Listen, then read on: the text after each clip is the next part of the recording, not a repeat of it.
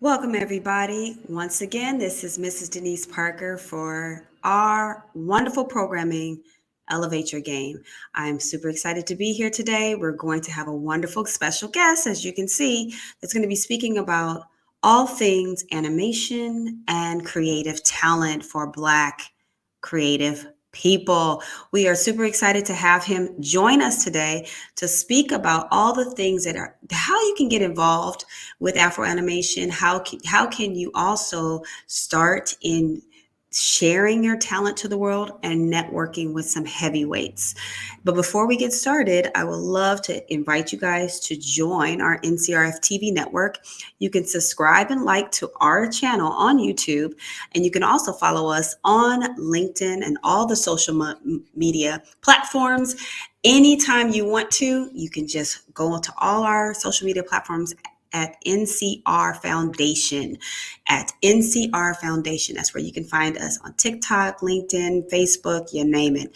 We also do the Black College Expo, and we have upcoming our Latino College Expo and the Black College Expo in Chicago. So we're super excited to have our events happening while we're supporting our community partners. But before we continue on with today's guest, I would love to invite you guys to join us for any of our events, whether it's live in person or on our virtuals. Thank you again, and I'm looking forward to speaking with you in the near future. So let's get started. I have our special guest, Mr. Keith White. We're just going to bring him on. How you doing, sir? Hey, Denise, how are you? I'm good. I'm good. I'm just enjoying this wonderful weather while we have it. We've been having a lot of storms in sunny Los Angeles. Now we're back to normal. How are you feeling? Doing really good, just working hard. Yes, you're working hard. As we can see, you have this wonderful event coming up. Let's talk about it. Yeah, let's jump into it. Yes. So tell us a little bit about who you are and what you bring to the table. Well, my name is Keith White. I'm the founder and co-chair of AfroAnimation, which started in 2021. I'm from Tampa, Florida. Went to Howard University, worked in corporate America for a few years, and then got the entrepreneurial bug and started working as an entrepreneur, God, ages ago. And so I've done a number of different ventures, both domestically here in the United States, as well as worked overseas in Brazil, in Nigeria, as well as the Dominican Republic, and also in South Africa, in Nairobi, Kenya. A little bit prior to the pandemic, 10 years prior to that, most of the business that I was doing was mostly all in overseas countries. Primarily, the last 5 years pre-pandemic was in Africa. So a lot of global marketing experience. I would like to really think of myself more as a media and tech guy. Ironically, although I'm in animation, I'm not an animator. I really don't know very much about how to animate. It's all Chinese to me, but I am a marketeer. So that brings us kind of full circle, and we can talk about more. You can talk about more. You started this company, Afro Animation, on a whim. Like, what was the whim? What was the spark of inspiration to do so? Well, it was really a multitude of different things. So in Africa, I was working on a media deal in Nairobi, Kenya. And it started with I was meeting a lot of African creators between South Africa and Nairobi. And when I talked to them, the takeaway was we wish we could connect with our creative American counterparts. And so the pandemic happened, and I came back to the US and was working on a short form entertainment video app that needed a creator community. Obviously, when you're building the product, you have to have a pain point, or you're solving a void in the marketplace. And so I was looking around for a creator community with the pain point, and started coming across a lot of dope illustration work being done by Black and Brown and African creators during the pandemic on Instagram. And I was really blown away, just like very impressed with that work. Like I've done media, been in media for quite some time, never really paid that much attention to animation. I've just always thought it was a kid's medium.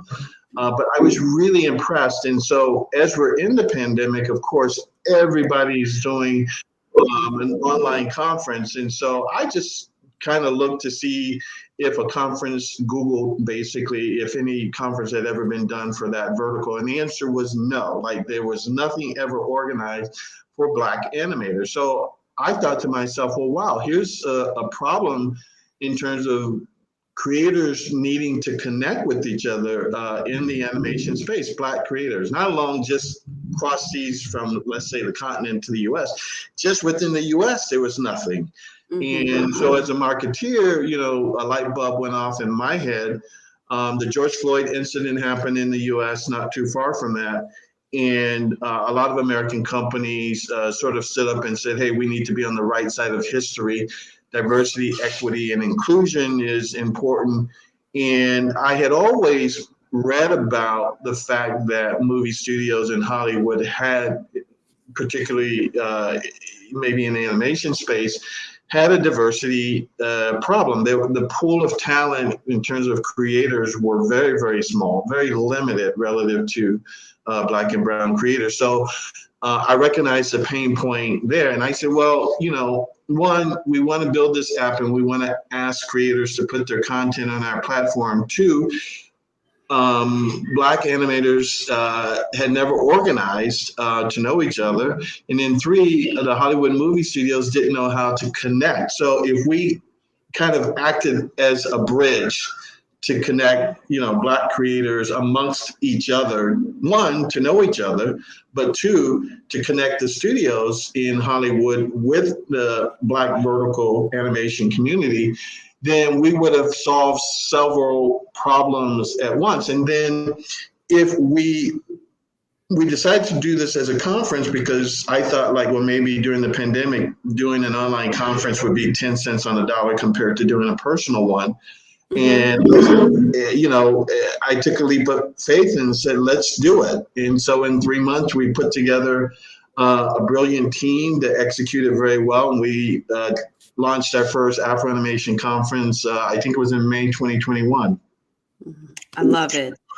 And that was still in the height of the pandemic where people were still shut down, not fully out and about. They were still doing a lot of virtuals. Was the first event a virtual or was it a in-person event?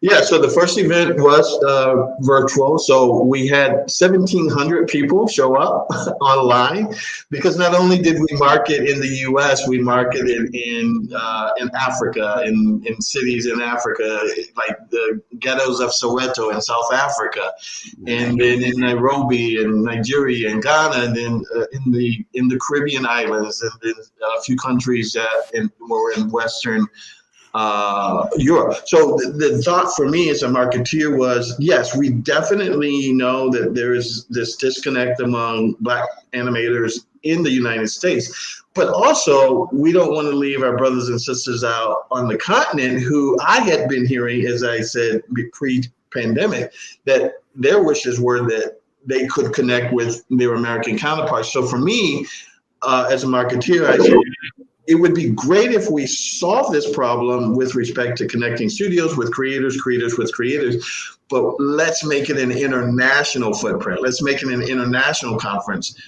because our ability to market across border on social media, there are no barriers, there are no borders. We could do that within our marketing apparatus. And so we methodically focus our marketing, not only just in the US, but in other territories as well. So the makeup of our first conference in 2021 was truly not only the first diverse animation conference that had ever been put together, but it was also global or international.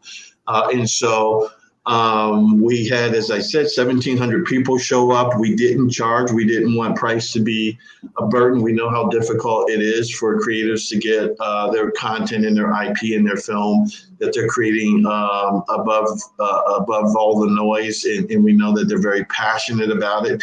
And it was just sort of really the testament of what was the pain point in the market, where like these creators were out there and they were disconnected, and this was a platform that provided the ability for them to connect and get to know each other, network, talk about important subject matters, and so on and so forth.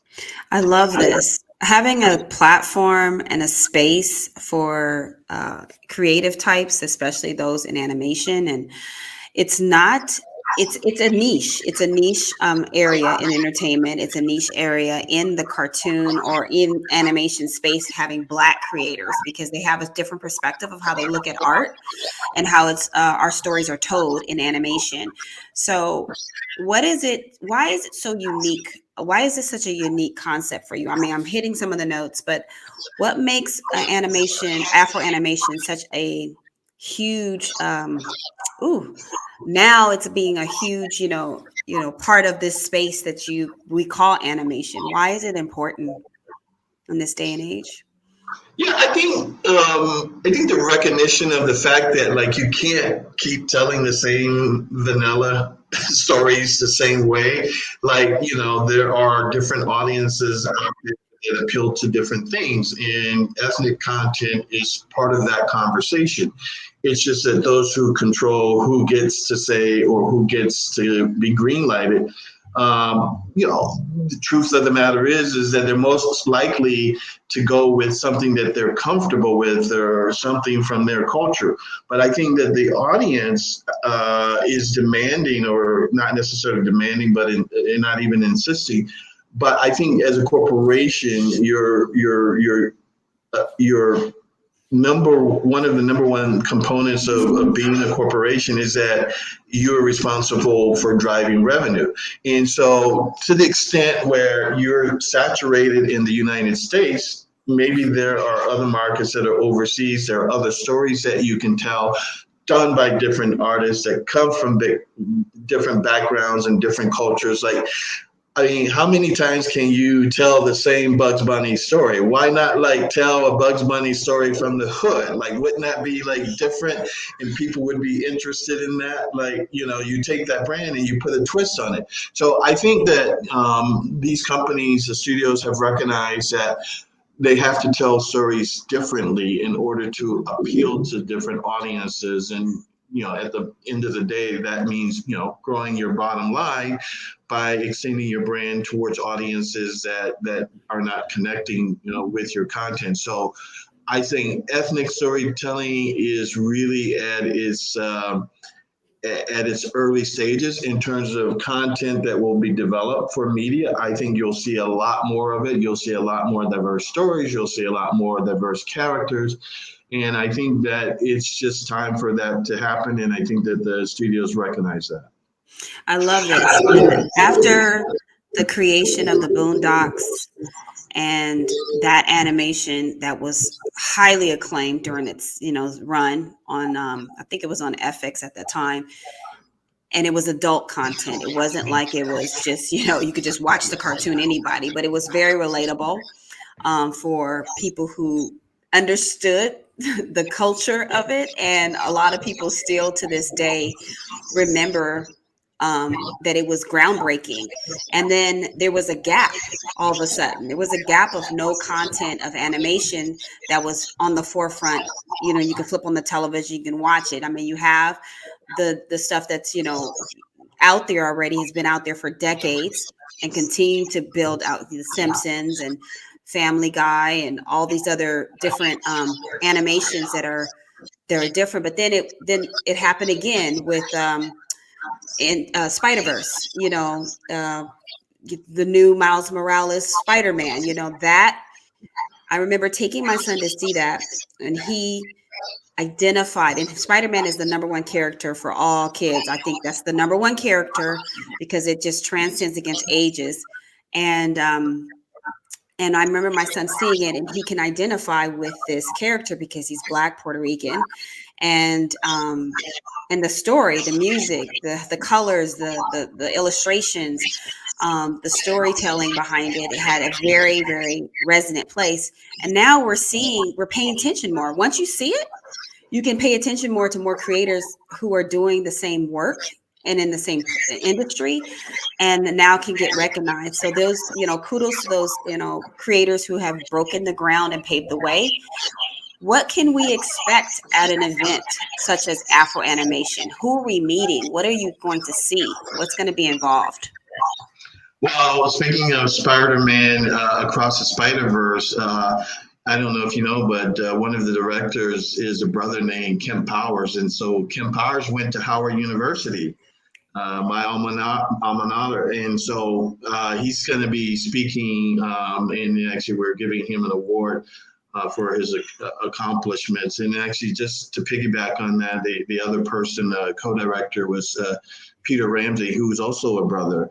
And so the reason why you have the Miles Morales story, half Dominican or Puerto Rican and half American, is because these gentlemen who have a hand in on creating this IP or this film, this content, they are bringing their unique stories to that film. And so you are going to get a different flavor of Spider-Man than you would get if there were no brothers, for example, in the director or co-director. So they're in that position where they're able to make money. I mean, make decisions about that character and the experiences. But for AfroAnimation, it's a 3-day event that's happening April 10th through the 12th at the Marriott in Burbank, California. And so, I mean, there is a ton of activation. So let's start with the panel discussions. So we have all these very powerhouse speakers, producers, writers, voiceover actors, recruiters, executives that will speak on a different panel every hour with a moderator. So it'll be a group of 3 or 4 speakers, and there'll be a moderator. There'll be a chance for Q&As. We have something called the internship corner, where our team has researched all of the sort of creative internships or mentorships or fellowships that we can get our hands on. And you can come to the internship corner and with your camera phone, scan the QR code, and you'll get a list of all the creatives internships. So you don't have to search on Google multiple places. It's kind of a one-stop click spot, but also there will be recruiters there. There will be individuals who went from internships to actual jobs. And so they'll be speaking with individuals that will be at that. In fact, I'm happy to say that the last 2 interns that we had both went from internship into AfroAnimation into a corporation. One went to Nickelodeon and one went to Sony Pictures Animation. In addition to that, we're having a live illustration competition where we're sending the top 2 winners to the south of France, Cannes, France, for the Cannes Film Creative Festival. And that's going to be fun. That's a first-time event where you get a chance to display your talent on the main stage. We picked 3 winners. The top 2 will go to Cannes France this summer, in addition to a host of other prizes. We have 2 award lunches where we honor diverse executives and talent that have been championing diversity or have been in the creative space for quite some time. And one is called the Icon Award. One is called the Ford Award. Icon Award, and the Pioneer Award. The Ford Award is kind of like our Oscar event, but slightly different. Like, we're not picking winners and losers between the studios. What we're basically have done is identify 4 categories: best feature, best series, best short, best international. And we've researched and our judges have come up with 4 films in each of those categories. And we're recognizing the studios because, they were methodic in getting this content into the forefront in the last 12 months and have Black characters, important roles, or the content in itself is, ethnic in nature. And so that's going to be something that's really exciting. We have a dynamic women's panel with some very powerhouse women that are going to be speaking at the conference on the second day. Towards the end of the day, and they're going to be talking about their truth and their experience, both triumphs and challenges in the entertainment space. And then right after that, we're doing an empowerment women's networking reception. And so that's an opportunity for women in the space to get together and network and know each other. And then after that will be the Ford Awards. It's not all going to be just sort of, talking heads. There are going to be a lot of workshops, so there'll be tons of hands-on experience, like a voiceover lab, a voiceover workshop, a writing lab, how to storyboard. We are even getting into sort of the health and wellness of, how do you, deal with all of the different anxieties in the industry and the things that you face. And so we have some consultants in the psychiatrist or psychoanalyst industry that will be speaking about a lot of those kinds of subjects. And then, we'll celebrate the networking events. There's going to be Black screening of Black movies. Quality TV, which is a woman-owned streaming platform, one of the only ones in the United States, is going to be doing a mimosa and movie party. And so we're very excited about that. So more importantly, we do have two studios that are going to be doing one-on-one private portfolio reviews. So Netflix is doing one-on-one portfolio reviews, and then also Leica, which is one of our sponsors, will be doing portfolio reviews for VFX positions. So there are a few companies, despite the current climate in the industry, a few companies that are looking to hire this year. And so that's going to be exciting. So and then finally our expo hall. So we'll have, I think, about 15 to 17 exhibitors there. You can bring your CV, your portfolio, your resume. And, if I was an artist and, I've been drawing for 2 or 3 years in my house, but I've never had a professional tell me or give me feedback, this is the moment. Wow. You can go to Sony, you can go to DreamWorks, you can go to Disney, you can go to Marvel, you can go to Pixar, you can go to Lucasfilms, you can go to Warner Brothers, Cartoon Network, and Nickelodeon. And their recruiters will be at the booth, and you show your portfolio and say, tell me what you think. And so it's a chance for them as professionals to give you feedback, no cost to you, to up your game in any way that you can. So there's just really a ton of things going on that we're really excited about, and it's going to be an amazing 3-day conference. First of all, I'm geeking out already because this will be an amazing opportunity for anybody who loves everything you spoke about, whether it's business-wise, trying to level up their career, elevate their game, or just because they love animation and just being in the room full of creative types who it's like, Shark Tank meets the Comic-Con of, animation, for Black creators and diverse creators, I should say. It's very important to have this conference. And now that you've done it a few times, what are you seeing for the future? This is shifting. I mean, you're actually helping improve the conversations and the content. You're holding people accountable and studios accountable to continue to create more with this, kind of event of networking. And I see that you're also creating a mobility, a movement of how you can continue to grow Black and brown and other diverse voices to be up to the forefront. What do you see yourself doing in the next 2 to 5 years, or what's the future looking like for AfroAnimation? Really as a marketeer, where I've been fortunate is I wasn't looking to necessarily be in the animation space. It's just by default, I happened to be building an app that needed creators to be a part of that. We knew we were going to have an ask.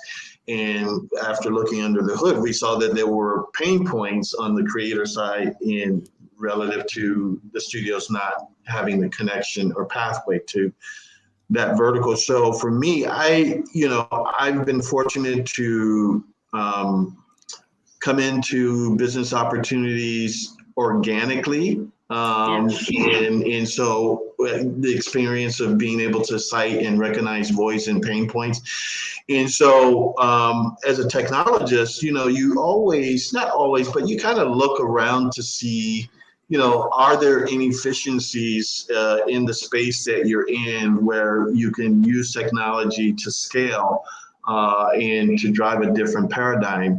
And so I wouldn't say, I lose sleep looking for things, but I'd say in the last year, I started really kind of looking at the relationship and connection between like how recruiters and what tools they use to connect with potential job seekers, and looking at like what are the traditional systems that they use to do that, like a LinkedIn or a handshake for colleges. And so what I have seen is really a new way in which we can enable job seekers to connect with job providers in a much faster, less intimidating way than anything else currently in the market. So as a technologist, I've invested in the development of a new job search platform that will start specifically targeting creators, because that's ultimately at the moment where we have the most influence. I will open up to other industry verticals, but I'm really, really excited because that's what I did for 10 years prior to starting AfroAnimation. So you should expect some announcement from me around deploying a technology solution that makes it super easy for recruiters to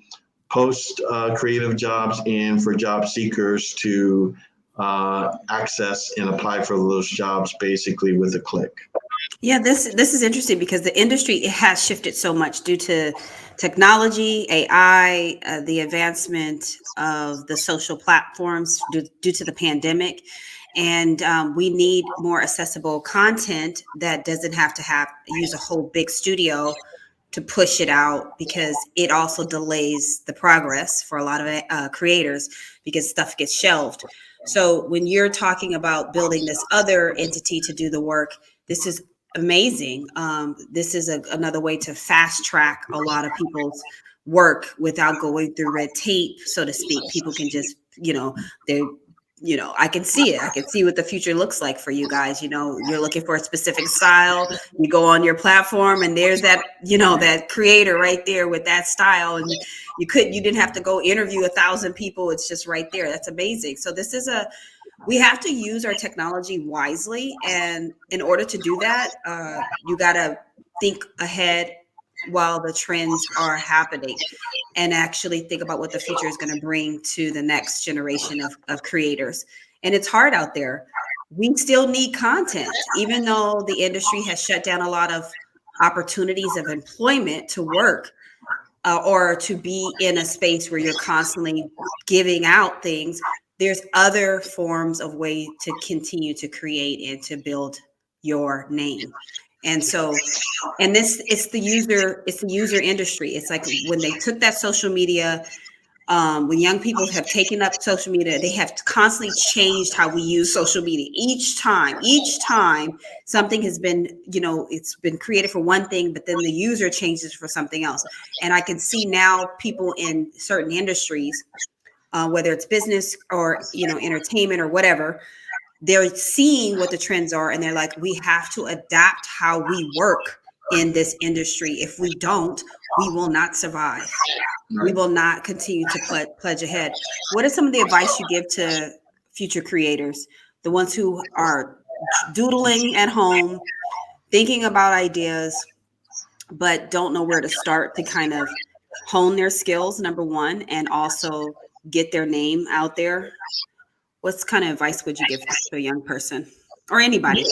Yeah, I mean, I'm not, specifically, promoting Afro animation, but networking is key. Like, getting out to conferences or events in the industry that you want to be in is important, because then you meet decision makers, you meet the folks who are offering opportunities, either be it at the corporate level or even medium-sized studios. I know we had a discussion a couple of weeks ago with a gentleman, I believe he's either with Lucasfilms or Pixar.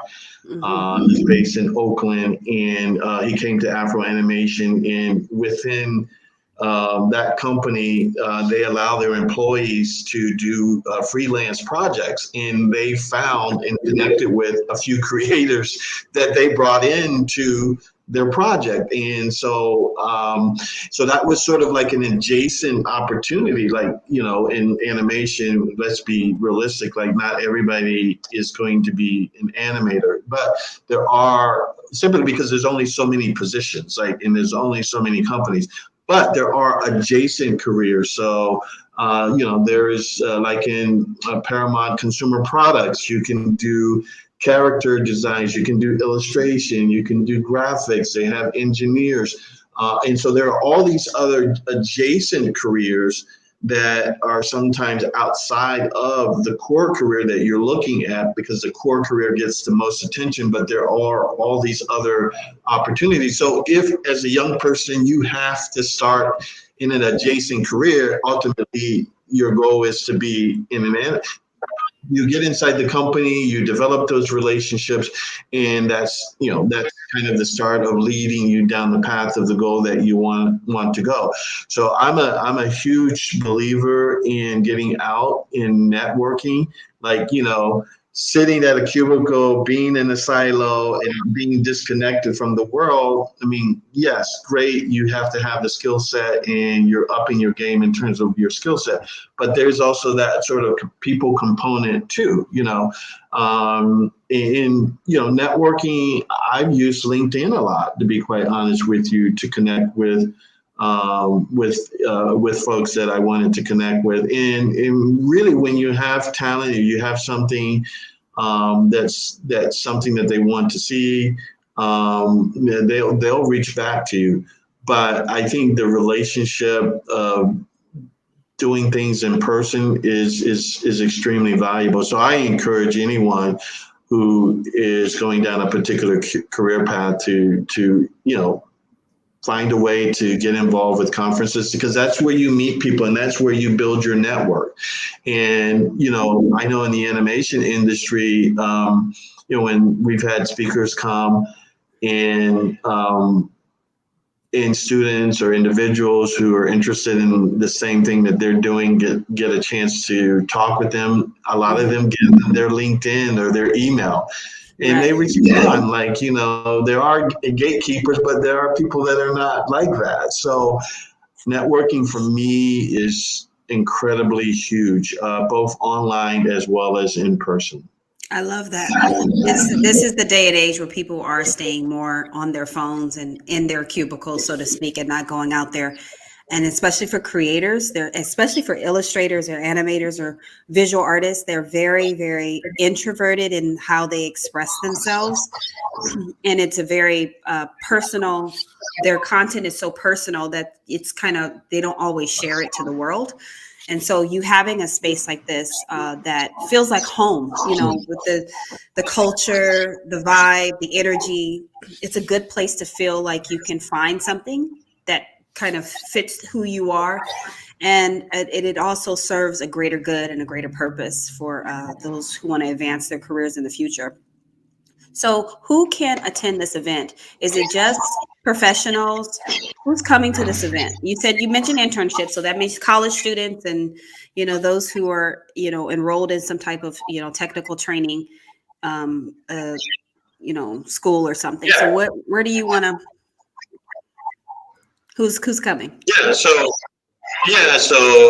diverse, multicultural, BIPOC Afro animation is a real melting pot. Like, yes, blacks, African Americans make a huge percent, but you have Latinos, you have Asians, you have biracial, mixed race women, and so we're proud to be able to represent a real umbrella, or not umbrella, excuse me, but rainbow of different backgrounds and experiences. So that's one.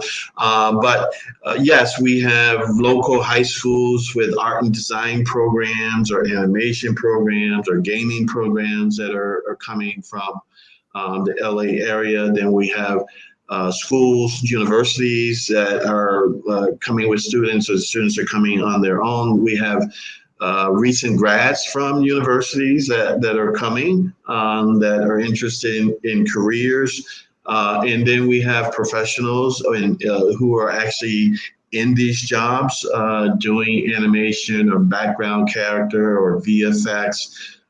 You name it, even from an engineering perspective, there are job opportunities that we're aware of.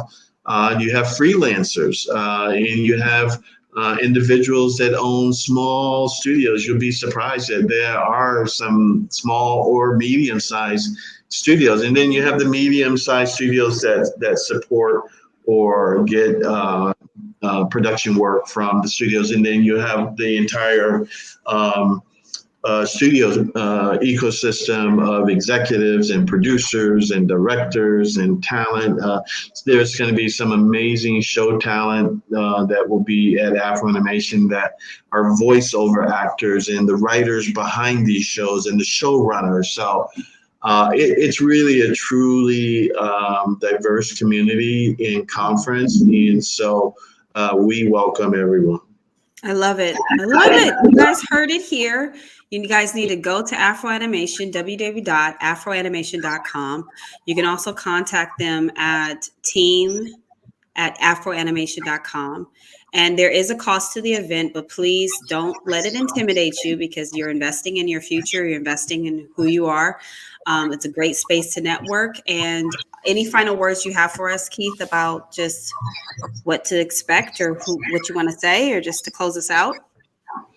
Yeah, I mean, just oftentimes people want, results right away, and it just is not really kind of realistic. Like, you don't roll out of bed, being Mark Zuckerberg. Even Mark Zuckerberg, had some training and experience. I mean, very talented coder. Mhm. But, this is really a journey. It's not a fast sprint, and you have to immerse yourself in the opportunities. I will say, like, being in America, we have more resources at our disposal than when you compare your counterparts in other countries. And they, like, take, for example, in Africa, like, they don't have the tools and resources and access to even some of the organizations like Rise Up Animation, which is a resource group for anyone who wants to be an animator, including others. They don't have the luxury of having access to the tools that we have. They're more expensive. They probably might make less money, but they struggle and they find a way. They're just like truly determined. So if you're determined to be in this industry or in any industry, just set yourself on a path of I say train like an Olympian athlete. Just, be at your business every day, and at some point the opportunity is going to meet, and you'll be prepared, and that's where the takeoff moment happens. I love it. This is amazing. Thank you for just sharing. And before we close us out, I want to remind everybody to go to our website at thecollegeexpo.org, thecollegeexpo.org, to find out more about our organization or company, and how you can join at any event, local, in person, or in a virtual. Also, you can also get some internship and career advice, get some coaching, mentorship, and also find out the opportunities that are hiring at our expo, expo website, thecollegeexpo.org/students/internships -careers. And then don't forget to subscribe to us on any of our social platforms, NCR at NCR Foundation, YouTube channel, now is NCRF TV. Once again, I want to thank you guys for joining us for this conversation. Thank you, Keith. And I'm looking forward to seeing your wonderful event live and in person. I'm excited to attend and to network and meet more individuals who are on that pathway of huge success as far as just trailblazing in this space. Animation is the key to happiness. I love animation. It brings so much joy to so many people. So let's support our diverse creative talent. And thank you again for joining us once again at Elevate Your Game. Till next time, see you soon. Thank you, Denise. You're welcome. Hi, I'm Denise Parker, National College Resources Foundation Director of Internships and Careers. I'm super excited because we've been helping our students to get opportunities with our corporate partners and our sponsors to make sure they get internships and early career pipeline pathways into the jobs of their dreams. It's awesome because we're not just helping them with resume building and interview tips, but we're also helping them to figure out how their major is mixed into what they want to do in their passions for life. And it's finding a purpose. It's not just a job to build up skills, it's also to find their career journey. Not everybody knows what they want to do when they get older. Not everybody can figure it out along the way. It might take 20 years, it might take 15 years, it might take 5 years. But guess what? Our organization, NCRF, is here to help them, follow them through to find that support that they need from the resources that we have from our wonderful corporate partners. And I'm here to advocate for you as an internship and careers director.